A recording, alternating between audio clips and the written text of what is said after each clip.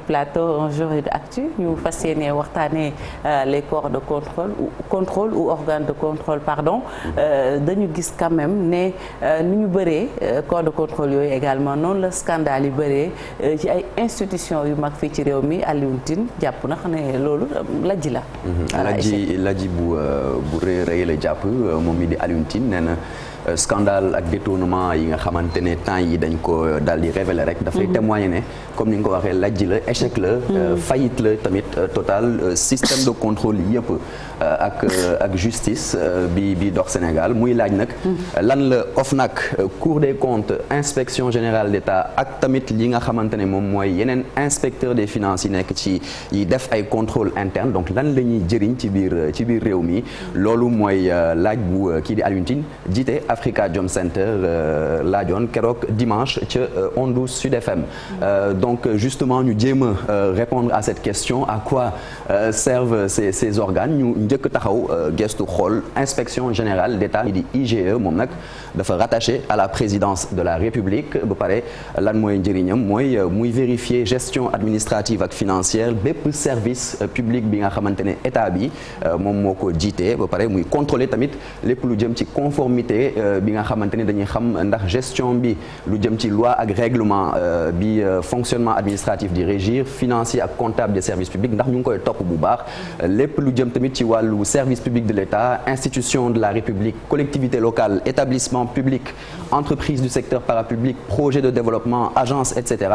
donc loolu lay faral di gestu IGE donc lan mooy rôlam au fond muy xeex li jëm ci wàllu fraude ak guerre di vérifier tamit utilisation yi ressources naturelles yi ndax c'est ressources biens et services yi ndax c'est vraiment li ñu ko war a utiliser ñu ngi koy utiliser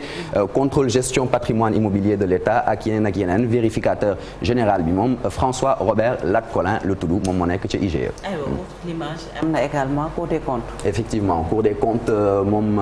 moo ci topp moom nag champ de compétence am constitution ak loi organique bu numéro 2012-23 du 27 décembre 2012 moom moo ko daal di indi ci réew mi moom nag contrôle juridictionnel lay def lépp lu jëm ci wàllu justice loo xamante ne compte de comptable public yi contrôle exécution loi des finances ak contrôle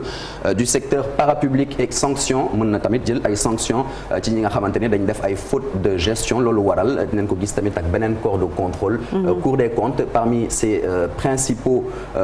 organes de contrôle moom day rendre ay jugements donc ki ko jiite moom mooy président Mamadou Faye donc ñu gestu tamit xool ñi nga xamante ne ñooñu ñooy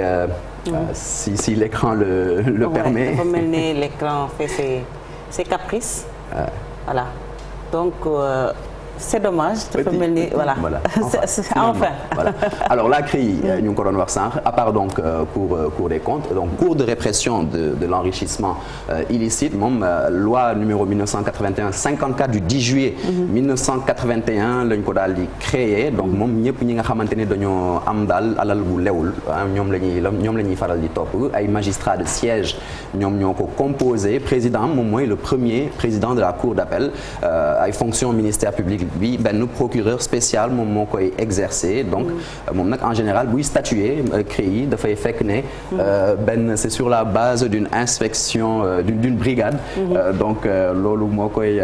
c'est à la suite de cela voilà ndox mel ni tey suñu écran bi dafa xaw a indi ay jikko mënul ñàkk ce sont les aléas du direct donc on va y revenir inchallah donc on essaye mais c'est voilà Finalement. Heureusement, finalement. Voilà, donc c'est revenu. Dafay statuer donc sur la base de dénonciation d'une brigade d'investigation. Foog mu am benn brigade d'investigation buy mener ay enquêtes am balaa donc CREI donc maa ngi ko doon wax ak Cour des comptes ñoom ñaar ci particularité principaux organes de contrôle yi ñoom dañuy rendre ay am nañ sañ-sañ rendre ay jugements. Donc voilà. Voilà, inspection générale des finances, on y arrive ça. C'est ça donc moom nag dafa di benn service boo xamante ni dafay dépendre du ministère des finances. Mission mooy en tout cas mission day exercer wu ci képp ki nga xamante ni ordonnateur ak comptable public nga mais day vérifier tamit day gestu utilisation deniers publics ak régularité opération opération yi nga xamante ne day jëm ci wàllu deniers publics yooyu day contrôler application texte yi nga xamante ne day régir fonctionnement administratif financier et comptable entreprise secteur parapublic yi tamit les personnes morales de droit privé et cetera donc moom day surveiller application décision yi nga xamante ni day jógee ci conseil des ministres tamit directive yi nga xamante ni rapport Cour des comptes da koy def IGE da koy def contrôle financier ak inspection interne yi ñoom ñoo koy faral di def donc moom mooy surveiller application décision yooyu noonu la ñu gestu tamit xool ki nga xamante ne moom mooy cellule nationale de traitement des informations financières ñu gën ko xamee ci CENTIF CENTIF benn cellule donc de renseignement financier la de type administratif moom toujours sous tutelle du ministère des finances lañ koy placé bon elle a été créée par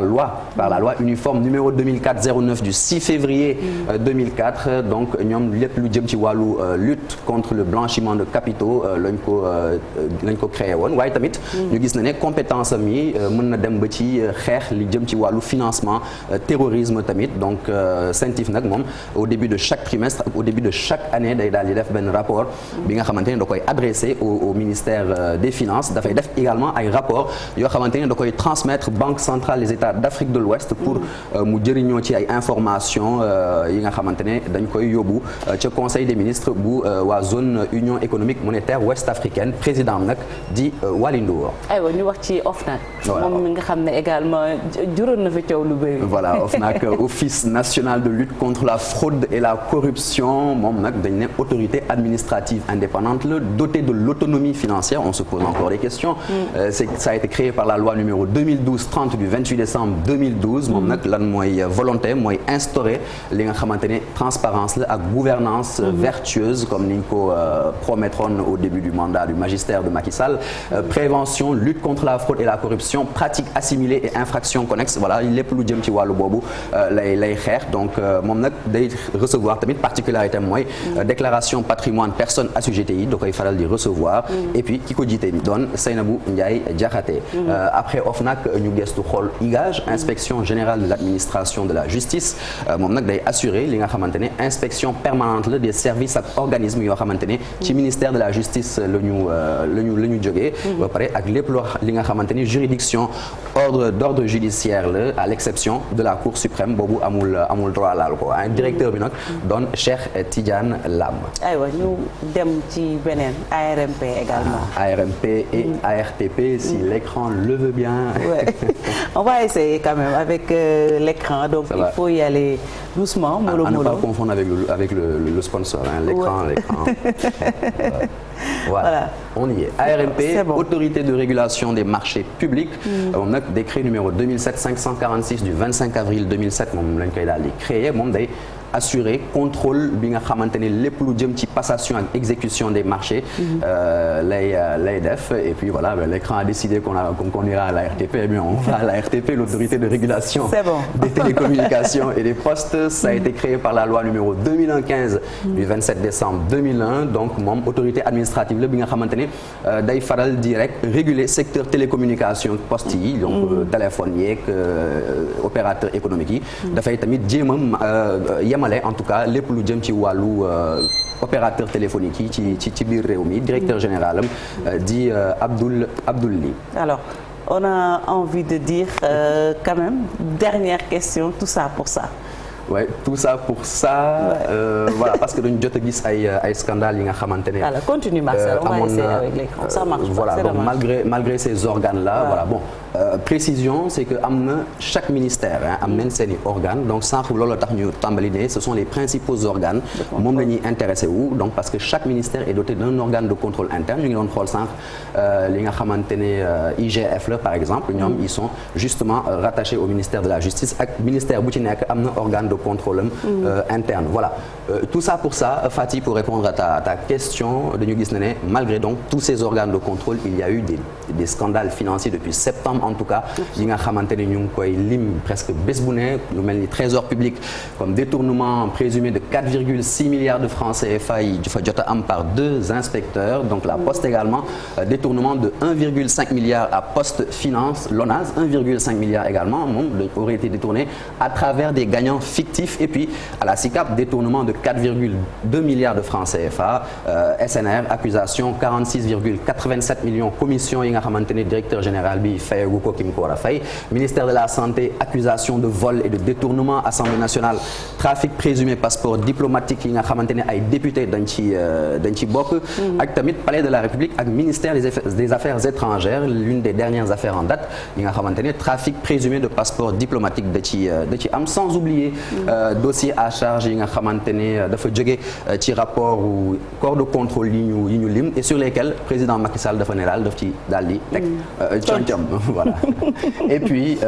on termine on a commencé par Alioune Tine président d'Africa Jom Center par ses déclarations on termine avec Alioune Tine moom daal pour moom amul keneen responsabilité première incombe au chef de l'État Macky Sall. Très bien merci beaucoup Marcel Maron Chérif juste benn commentaire bu gàtt lu jëm quand même ci scandale yi bëri na poste l'ONAS ministère ak ay ministère ak palais de la République donc scandale yi bëri na autant suñu organe de contrôle yi. waaw Senghor mi fi doon delloon dukkal sànq ne bis ndiki tey lañ koy jébbaloon seen borom xam naa bu yeewoon tey yem ci lii Marcel wax moom mooy gën a jéppi Sénégal ndax administration bi mu fi bàyyi woon je pense que lii taxuloon ñu bàyyi ko parce que muy moom ba ci